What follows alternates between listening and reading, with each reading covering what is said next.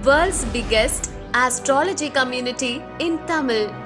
Online Astro TV, வாழ்வின் வெளிச்சம். Online astro டிவியை கண்டு மகிழுங்கள்.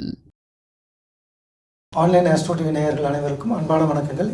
இன்று நம்மளுடைய அரங்கத்திற்கு வருகை தந்திருக்கும் சஷ்டி குழுமத்தின் நிறுவனர் மற்றும் தலைவர் திரு வல்லரசு தினேஷ்ராஜ் ஐயா அவர்களை அன்புடன் வரவேற்கிறோம்.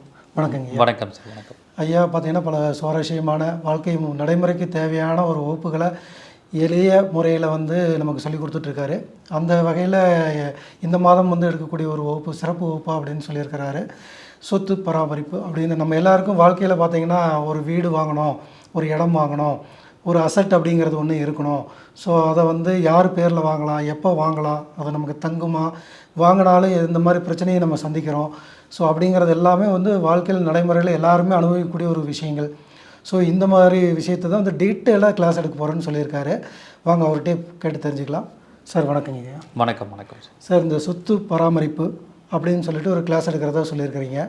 ஸோ அப்போ இந்த சொத்து அப்படிங்கிறது யார் வாங்கலாம், எப்போ வாங்கலாம், எப்படி வாங்கலாம் அப்படிங்கிறதெல்லாம் ஜாதக ரீதியாக எந்த மாதிரி நீங்கள் வழிகாட்டுதல் பண்ணுறீங்க, கொஞ்சம் டீட்டெயிலாக சொன்னீங்கன்னா பரவாயில்லைங்க. ஆக்சுவலி பார்த்திங்கன்னா நம்ம இந்த வகுப்பை சஸ்டிக் வெல்னஸ் கேர் சார்பாக எடுக்க போகிறோம். இந்த வெல்னஸ் அப்படிங்கிற ஒரு அமைப்பு என்னென்னா, ஒவ்வொரு மனிதனும் ஒவ்வொரு விஷயத்துலையும் ஒரு நல்ல ஒரு விஷயங்களை அடையணும். எல்லாருக்கும் ஆசை இருக்கும், சொத்து வாங்கணும் அப்படிங்கிற ஆசை இருக்கும். பட் அந்த சொத்துனாலே பல பேர் சொத்தை அழிச்சவங்களும் இருக்காங்க, அந்த சொத்துனால பல கோடி சம்பாதிச்சவங்களும் இருக்காங்க, சொத்துனால மன உளைச்சல் ஆகிறவங்க, சொத்துனால வழக்கு நடக்கிறவங்க, இப்படி பல்வேறு விதமான கேட்டகரியில் இருக்காங்க. ஸோ இது காரணம் என்ன அப்படின்னு பார்க்கும்போது நம்ம ஜாதகத்தில் இருக்கக்கூடிய கிரக அமைப்புகள் தான். பட் ஃபஸ்ட்டு பேசிக்காக என்ன பண்ணிக்கணும்னா, ரியாலிட்டியாக ஒரு சொத்து வாங்கும்போது நம்ம என்ன பண்ணணும், சட்ட ரீதியான சிக்கல்கள் அதுக்குள்ளே இருக்கா, லீகல் இஷ்யூஸ் இருக்கா அப்படிங்கிறத தெரிஞ்சுக்கிட்டு ஒரு சொத்து வாங்குறது பெஸ்ட்டு. அதுக்கப்புறம் ரெண்டாவது விஷயம் ஜாதக ரீதியாக அந்த சொத்தை எப்படி வாங்கணுங்கிறத ஃபஸ்ட்டு நம்ம தெரிஞ்சுக்கணும். முதல்ல நிறைய பேர் என்ன பண்ணுவாங்கன்னா, பணம் வந்த உடனே ஒரு பணம் கையில் இருக்குன்னா உடனே நம்ம கம்ஃபர்டபுளாக இருக்கிற மாதிரி ஒரு ப்ராப்பர்ட்டி வாங்கிடலாம் அப்படின்னு அவங்க நினைப்பாங்க. பட் முதல்ல நம்ம என்ன பண்ணணும், ஜாதக ரீதியாக ஒரு ப்ராப்பர்ட்டி வாங்கும்போது அவங்களுக்கு ப்ராப்பர்ட்டி வாங்குகிற யோகம் இருக்கா, சொந்தமாக ஒரு ப்ராப்பர்ட்டி அவங்க பேரில் ரிஜிஸ்டர் பண்ணலாமா பண்ணக்கூடாதா அப்படிங்கிறத தெரிஞ்சுக்கணும். அதுக்கப்புறம் என்ன பண்ணணுன்னா, அப்படி ரிஜிஸ்டர் பண்ணலான்னு தெரிஞ்சதுக்கப்புறம் அது எப்படிப்பட்ட ஒரு ப்ராப்பர்ட்டியாக வாங்கணும், காலி நிலமாக வாங்கணுமா, இல்லை ஏற்கனவே கட்டின பில்டிங்காக வாங்கணுமா, ஒரு விழாவாக வாங்கணுமா, அப்பார்ட்மெண்ட்டாக வாங்கணுமா, அல்லது பழைய வீடாக வாங்கணுமா, இப்படி பல்வேறு விதமான கேட்டகரிஸ் இருக்குது. அதை நம்ம முதல்ல தெரிஞ்சுக்கணும்.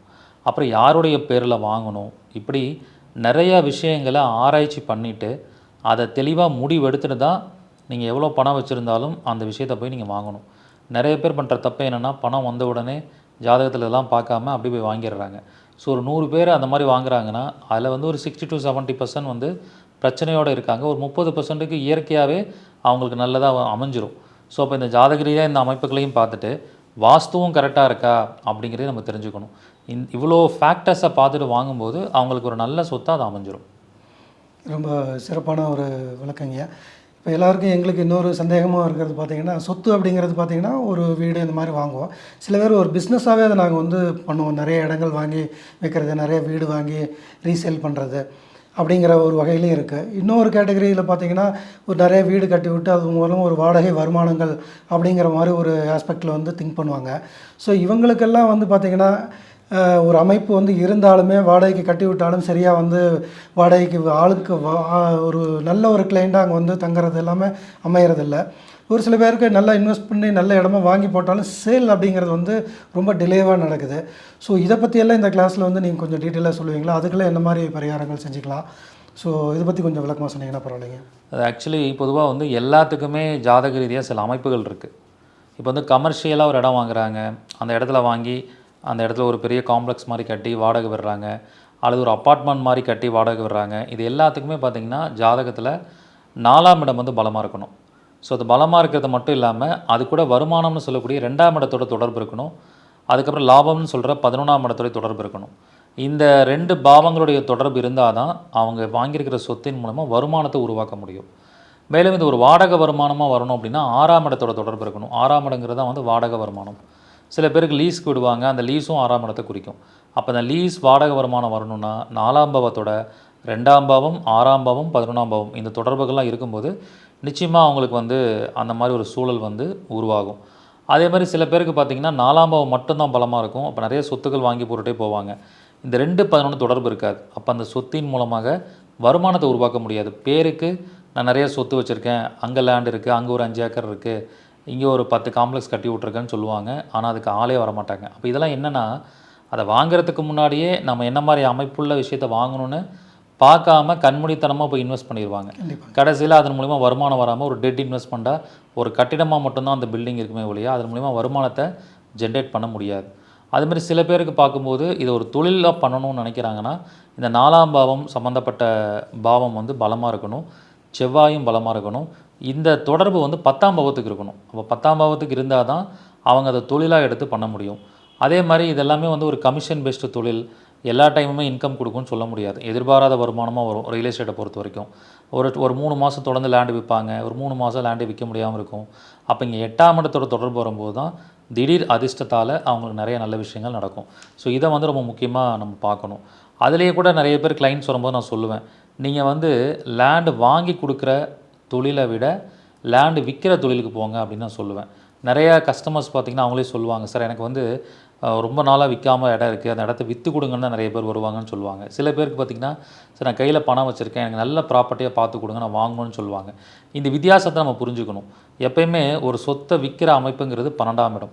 அப்போ ஒரு ஜாதகத்தில் 12ஆம் அதிபதி வந்து ஆட்சி உச்சமாக இருக்குது, 12ஆம் அதிபதி வந்து புஷ்கர நவாம்சம் வாங்கியிருக்குன்னா அவங்க பேரில் இருக்கிற சொத்து இயற்கையாகவே சீக்கிரமாக விற்றுரும், நல்ல லாபத்தில் விற்கும். இப்போ அவங்களாம் வந்து இந்த தொழிலாகவே பண்ணலாம். இந்த மாதிரி ஒரு ப்ராப்பர்ட்டி விற்கலைன்னா இவங்க அந்த ப்ராப்பர்ட்டி இருக்கிற இடத்துக்கு போனாலோ இல்லை அந்த ப்ராப்பர்ட்டியை வந்து இவங்க கையில் எடுத்து அதுக்கான முயற்சி எடுக்கிறாங்கன்னா சீக்கிரமாக அந்த ப்ராப்பர்ட்டி வந்து விற்றுரும். ஸோ இந்த மாதிரி சில சூட்சமமான விஷயங்கள்லாம் இருக்குது. இப்போ நான் ஒரு வீட்டில் கூட பார்த்திங்கன்னா ஒரு கிளைண்ட் வந்திருந்தாங்க. அவங்க வீட்டில் பார்த்திங்கன்னா கணவன் மனைவி, ஒரு பொண்ணு ஒரு பையன்.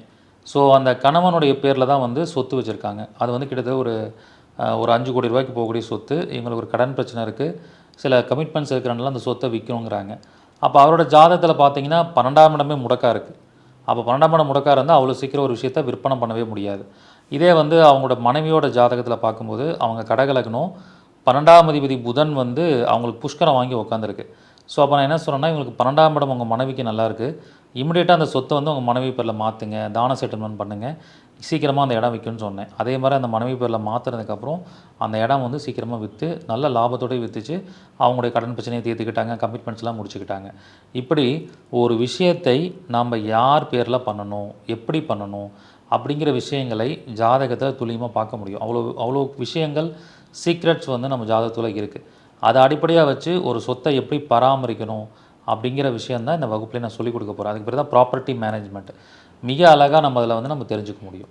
ரொம்ப சிறப்பான ஒரு விளக்கங்க. பட் ஆனால் எல்லோரும் ரொம்ப அத்தியாவசியமாக தெரிஞ்சிக்கக்கூடிய விஷயம், யார் லேண்டு வாங்கலாம், யார் வாங்கக்கூடாது, யார் வீடு கட்டக்கூடாது, ஸோ எந்த மாதிரி ஒரு தொழிலை எப்படி செய்யலாம் அப்படிங்கிறதெல்லாம் விரிவாக விளக்கமாக சொல்கிறேன்னு சொல்லியிருக்கீங்க. அப்புறம் பொதுவாக எல்லாருக்கும் இந்த சொத்து விஷயத்தில் பார்த்திங்கன்னா எல்லாருக்கும் இருக்கக்கூடிய இன்னொரு சந்தேகம், ஒரு பிரச்சனைகள் அப்படின்னே சொல்லாங்க. இந்த மாதிரி எனக்கு வந்து ஒரு இடத்துல போய் ஒரு ஏரியாவில் போய் இடம் வாங்கிட்டேன், அது விற்க மாட்டேங்கிட்டால் ஏதோ ஒரு தோஷம் இருக்குங்கிறாங்க, மண் தோஷம் இருக்குங்கிறாங்க. ஒரு இடத்துல போய் வீடு கட்டிட்டேன், அது கரெக்டாக என்னால் ஒரு ப்ராப்பராக முடிக்க முடியல, இதுக்கெல்லாம் காரணம் வந்து எந்த மாதிரி தோஷங்களாக இருக்கும்? ஸோ இதுக்கு ஏதாவது இதை பற்றி ஏதாவது சொல்லுவீங்களா? இல்லை ஆக்சுவலி வந்து பார்த்திங்கன்னா அந்த மண் தோஷம், பூமி தோஷம் அப்படிங்கிற அமைப்பெல்லாம் ஒரு ஜாதகத்தில் பார்த்தோட்டு நம்ம கண்டுபிடிக்க முடியும். இப்போ அந்த தோஷம்லாம் பார்த்திங்கன்னா அவங்கள்ட்ட கேட்கும்போது அந்த மாதிரி எதுவுமே நடக்கலைன்னு சொல்லுவாங்க. ஃபார் எக்ஸாம்பிள், உங்கள் வீட்டோட நிலத்தில் வந்து டெட் பாடி புதைச்சாங்களா, அங்கே வந்து யாராவது இறந்து போயிட்டாங்களா, துர்மரணம் அடைஞ்சாங்களா அந்த இடத்துல, ஸோ அந்த மாதிரி கேட்டோம்னா அது இல்லைன்னு சொல்லுவாங்க. ஏன்னா அவங்களுடைய ஜென்ரேஷன்ஸில் ஒரு கடந்த 50 வருஷமாக அந்த மாதிரி நடந்திருக்காது. ஆனால் அதுக்கு முன்னாடி இருக்கிற ஜென்ரேஷன்ஸில் நடந்திருக்கும், இவங்களுக்கு தெரியாமல் இருக்கும். பட் அது ஜாதகத்தில் பார்க்கும்போது கரெக்டாக தெரியும். ஸோ இப்போ ஜாதகத்தில் பார்த்திங்கன்னா மாந்தி தொடர்பை வச்சு இதை சொல்லிடலாம். ஸோ இப்போ 4ல் மாந்தி இருக்குது, செவ்வாய் கூட மாந்தி இருக்குது, செவ்வாய் கூட ராகு கேதுக்கள் இருக்குது. இப்படிப்பட்ட ஒரு அமைப்பில் இருந்தால் கண்டிப்பாக அவங்களுக்கு மண் தோஷம், பூமி தோஷம் அப்படிங்கிற அமைப்பு இருக்கும். அதேமாதிரி 4ஆம் இடம் முடக்காக இருக்கும், கடகம் முடக்காக இருக்கும், அல்லது செவ்வாய் வந்து முடக்கு கிரகமாக இருக்கும். இவங்களுக்கெல்லாம் பார்த்திங்கன்னா கண்டிப்பாக பூமியால் ஏதோ ஒரு பிரச்சனையை சந்திக்கிற மாதிரி ஒரு அமைப்பு இருக்கும். ஸோ இப்படிப்பட்ட அமைப்பு உள்ளவர்கள் அப்படிங்கிறவங்கள நம்ம எப்படி பார்த்துக்கணுன்னா, கண்டிப்பாக மண் தோஷம், பூமி தோஷத்தால் பாதிக்கப்படுறாங்க, அவங்களுக்கு நிவர்த்தி அப்படிங்கிறது ஒன்று பண்ணணும். ஸோ இதை நிவர்த்தி பரிகாரம்னு பார்க்கும்போது பொதுவாக அதுக்குன்னு சில கோயில்கள் இருக்குது. அந்த கோயில்களுக்கு போய் நிவர்த்தி பரிகாரம் பண்ணலாம். ஃபார் எக்ஸாம்பிள், இப்போ திருச்சி பக்கத்தில் மணச்சநல்லூர் பூமிநாதேஸ்வரர் கோயில் இருக்குது, செவலூர் புதுக்கோட்டை பொன்னமராவதி பக்கத்தில் செவலூர் பூமிநாதேஸ்வரர் கோயில் இருக்குது. இந்த கோயில்களுக்கெல்லாம் அந்த இடத்துல பிரச்சனையான இடத்துல இருக்கக்கூடிய மண் எடுத்துகிட்டு போய் நம்ம அந்த கோயிலில் வச்சு பூஜை பண்ணிட்டு வரலாம். ஸோ இதை விட இன்னும் பவர்ஃபுல்லான பரிகாரம் அப்படின்னு பார்த்திங்கன்னா கோடியக்கரை, அதாவது வேதாரண்யம் பக்கத்தில் இருக்கக்கூடிய கோடியக்கரையில் மண்தோஷ நிவர்த்தி பூஜை வந்து இருக்குது. அந்த பூஜையை பண்ணிக்கிற மூலியமாகவும் அவங்களுக்கு வந்து உடனே நிவர்த்தி கிடைக்கும். ஸோ இந்த மாதிரி ஒவ்வொரு இடங்கள்லையுமே நம்ம அதுக்கான விஷயங்களை வந்து தெரிஞ்சுக்க முடியும். இதை வந்து நான் எப்படி அப்ரோச் பண்ணுவேன் அப்படின்னு பார்த்தீங்கன்னா, ஒரு ஜாதகத்தை பார்க்கும்போதே அந்த ஜாதகத்துக்குள்ளே என்ன தோஷம் இருக்குங்கிறது நமக்கு தெரிஞ்சிடும். சில விஷயங்கள் வந்து ஜாதகத்தில் தெரியாத பட்சத்தில் நம்ம என்ன பண்ணணும்னா அந்த இடத்துல போய் நம்ம பிரசனம் போட்டு பார்க்கணும். ஸோ 99% ஜாதகத்துக்குள்ளேயே தெரிஞ்சிடும். 1% ஏதாவது தெரியாத ஒரு காரியம் இருந்தால் அதை வந்து நம்ம அந்த இடத்துக்கு போயிட்டு அதுக்கு பேர் வந்து அந்த ஸ்பாட்டில் போடுற பிரசனம்னு சொல்லுவோம். இந்த இடம் பிரச்சனையாக இருக்கும், அந்த இடத்துல போய் நின்று பிரசனம் பார்க்கணும். வீடு பிரச்சனையாக இருந்தால் அது வீட்டுக்குள்ளே உட்காந்து பிரசனம் பார்க்கணும். அப்படி பார்க்கும்போது அங்கே உண்மையிலே அங்கே ஒரு நல்ல ஒரு ரிசல்ட் அப்படிங்கிறது கிடைக்கும். நான் ரீசெண்டாக ஒரு ஈரோடு பக்கத்தில் ஒரு இடத்துக்கு போயிருந்தேன். ஸோ அங்கே கிட்டத்தட்ட பார்த்திங்கன்னா ஒரு ஏக்கர் அந்த இடம். அந்த இடத்துல ஒரு ஃபேக்ட்ரி வந்து ரன் ஆகிட்டுருக்கு. ஸோ அந்த ஃபேக்ட்ரிக்கு வந்து பார்த்திங்கன்னா கரெக்டான ப்ரொடக்ஷன் அவங்களால பண்ண முடியல. அந்த ஃபேக்ட்ரி நிறுத்தி வச்சுட்டாங்க.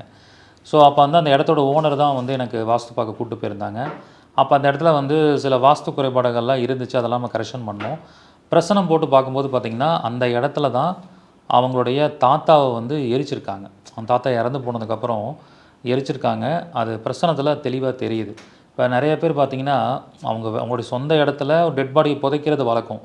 ஆனால் எரிக்கிறதுங்கிறது ரொம்ப ரேர் தான். ஸோ அவங்க அந்த பிரசனம் போடும்போது பார்த்திங்கன்னா மகர லக்னம். ஸோ மகர லக்னம் வந்துச்சு. 4ஆம் இடத்துல வந்து அந்த சூரியன் செவ்வாய் தொடர்பு அப்படிங்கிறத இண்டிகேட் பண்ணுச்சு. அப்போ சூரியன் செவ்வாய் அப்படின்னாலே நெருப்பு சார்ந்த விஷயம் அப்படின்னு நம்ம சொல்கிறோம். அதே மாதிரி அங்கே சனியோட தொடர்பும் வந்துச்சு. அப்போ நான் என்ன சொன்னேன்னா, இந்த இடத்துல யாரையாவது எரிச்சிங்களா அப்படின்னு சொல்லி கேட்டேன். ஆமாம், இந்த இடத்துல வந்து அவங்க தாத்தாவை வந்து அந்த இடத்துல இறந்ததுக்கப்புறம் எரிச்சிருக்காங்க. ஸோ அப்போ அந்த இடத்துல வந்து கரெக்டாக அக்னி மூலை கொஞ்சம் பாதிக்கப்பட்டிருந்தது, அக்னி மூலை கட்டாக இருந்தது. அப்போ பாருங்கள், வாஸ்துவில் அக்னி தோஷம் இருக்குது அப்படிங்கிறத அந்த அக்னி மூலை இண்டிகேட் பண்ணிருச்சு. பிரசனத்துலேயும் அந்த நெருப்பினால் வந்த தோஷம் அப்படிங்கிற விஷயத்தை இண்டிகேட் பண்ணுது. அப்போ அந்த மண்ணை எடுத்து வந்து கோடியக்கரையில் பூஜை பண்ணுங்கன்னு சொன்னோம். அதே மாதிரி அவங்க வந்து பூஜை பண்ணிட்டு போனதுக்கப்புறம் இமிடியேட்டாக அந்த இடத்துல அந்த ஃபேக்ட்ரி ரன் ஆகாமல் இருந்த ஃபேக்ட்ரி ரன் ஆக ஆரம்பிச்சிருச்சு. அவங்க ஒரே மிராக்கலாக சொன்னாங்க, இந்த பூஜை முடித்தோடனே 1 மந்த்தில் அவங்க ப்ரொடக்ஷன் மறுபடியும் ஸ்டார்ட் பண்ணிட்டாங்க. ஸோ அந்த மாதிரி ஒரு நிறைய விஷயங்கள் வந்து நம்ம சொல்லிக்கிட்டே போகலாம். நிறைய கிளைண்ட்ஸ்க்கு அந்த மாதிரி நடந்திருக்கு. அப்போ நம்ம என்ன பண்ணணும் அப்படின்னா, வாஸ்து அப்படிங்கிறது ரொம்ப ரொம்ப இம்பார்ட்டன்ட். அதை வந்து நம்ம அலைன்மெண்ட் பண்ணிக்கணும் நம்ம லைஃப்பில். இப்போ ஜாதகத்தை பார்த்த உடனேவே அந்த அவங்க இருக்கிற இடம், சொந்த வீடு, இது எல்லாத்தையுமே வாஸ்து பார்க்குறதுக்கு முன்னாடியே ஜாதகத்தை பார்த்து நம்ம சொல்லிடலாம். அல்லது அவங்க ஜாதகமே பார்க்காம ஒரு வீட்டுக்கு போய் வாஸ்து பார்க்குறீங்கன்னா அந்த அமைப்பு கண்டிப்பாக அந்த ஜாதகத்துக்குள்ளே இருக்குன்னு சொல்லலாம். நான் ரீசெண்டாக வந்து ஒரு கோயம்புத்தூர் இடத்துக்கு வாஸ்து பார்க்க போயிருந்தேன். அப்போ பார்த்திங்கன்னா அந்த வீடு வந்து பார்த்திங்கன்னா கரெக்டாக அந்த மெயின் தலைவாசலே வந்து தென்கிழக்கு மூலை அப்படிங்கிற ஒரு அமைப்பில் வந்து இருந்துச்சு. ஸோ அந்த தென்கிழக்கு மூலையில் வந்து ஓப்பனிங் வந்து இருந்தது. அப்போ தென்கிழக்கு மூலை அப்படிங்கிறது வந்து பார்த்திங்கன்னா அக்னி மூலை அப்படின்னு நம்ம சொல்கிறோம். அது சந்திரனோட இயக்கத்தில் வரக்கூடிய ஒரு அமைப்புன்னு நம்ம சொல்கிறோம். ஸோ அந்த வீட்டுக்குள்ளே அந்த கேட் ஓப்பன் பண்ணி உள்ளே போகும்போது கரெக்டாக ஒரு அந்த மூலையில் தான் வந்து அவங்களுக்கு என்ன இருந்ததுன்னா போர் போட்டிருந்தாங்க. ஸோ ஆக்சுவலி போருங்கிறது வந்து எங்கே வரணும், ஈசானி மூலையில் வரணும், நார்த் ஈஸ்ட்டில் வரணும். ஆனால் அக்னி மூலையில் இருந்துச்சு. அப்போ அந்த சந்திரன் அப்படிங்கிற ஒரு அமைப்பு அந்த இடத்துல கொஞ்சம் பாதிக்கப்பட்டு இருந்துச்சு. ஸோ அப்போ நம்ம என்ன சொல்கிறோன்னா, அங்கே வந்து யாருக்காவது மன ரீதியாக பாதிக்கப்பட்டவங்க யாராவது இருக்காங்களா அப்படின்னு கேட்கும்போது அந்த மாதிரி இருக்காங்க அப்படின்னு சொல்கிறோம். அது மாதிரி அவங்க ஜாதகத்தில் சந்திரன் நீசமானவங்க, சந்திரன் வந்து 6, 8, 12 மறைஞ்சிருக்கும் அப்படின்னு சொன்னால் அந்த ஃபேமிலியில் அந்த இருக்கக்கூடிய குழந்தையோட ஜாதகத்தில் சந்திரன் வந்து 6ஆம் இடத்துல மறைஞ்சிருந்தது. அப்போ ஒரு சந்திரன் கெட்டு போனால் தான் வாஸ்துலையும் சந்திரனுடைய மூளைன்னு சொல்லக்கூடிய தென்கிழக்கு மூலை வந்து பாதிப்படையும் அப்படின்னு நம்ம சொல்லலாம். ஸோ இப்படி நம்ம ஒவ்வொரு விஷயத்தையுமே வந்து மிகச்சிறப்பாக வந்து நம்ம பார்க்க முடியும்.